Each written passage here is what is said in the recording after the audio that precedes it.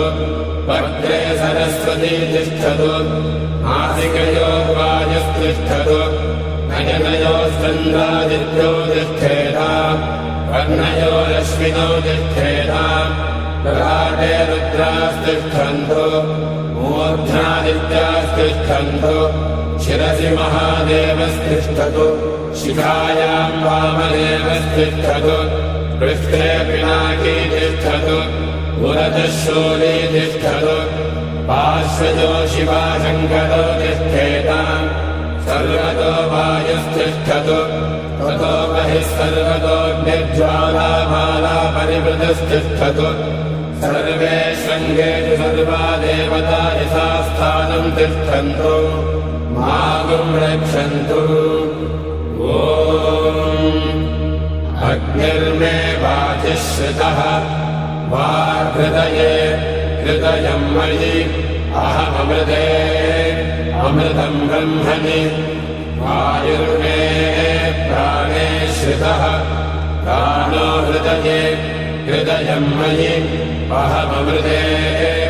अमृतम् ब्रह्मणि सूर्यो मे चक्षुषि श्रितः चक्षुर्हृदये हृदयम् मयि अहममृते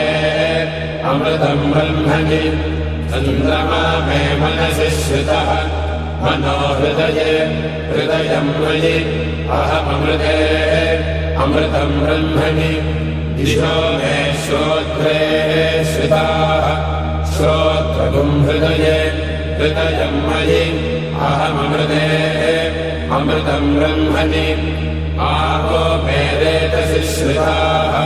रेतो हृदये हृदयम् मयि अहममृते अमृतम् ब्रह्मणि पृथिवी मे शरीरे श्रिताः शरीरगुम् हृदये हृदयम् मयि अहममृते अमृतम् ब्रह्मणि ओषधिवनस्पतयो मे लोमसु श्रिताः लोमानि हृदये हृदयम् मयि अहममृते अमृतम् ब्रह्मणि इन्द्रो मे बले श्रितः बलगुम् हृदये हृदयम् मयि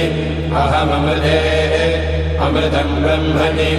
पर्जन्यो मे मूर्ध्नि श्रितः मूर्धा हृदये हृदयम् मयि अहममृते अमृतम् ब्रह्मणि ईशानो मे मन्यो श्रितः मन्युर्हृदये हृदयम् मयि अहममृते अमृतम् ब्रह्मणि आत्मा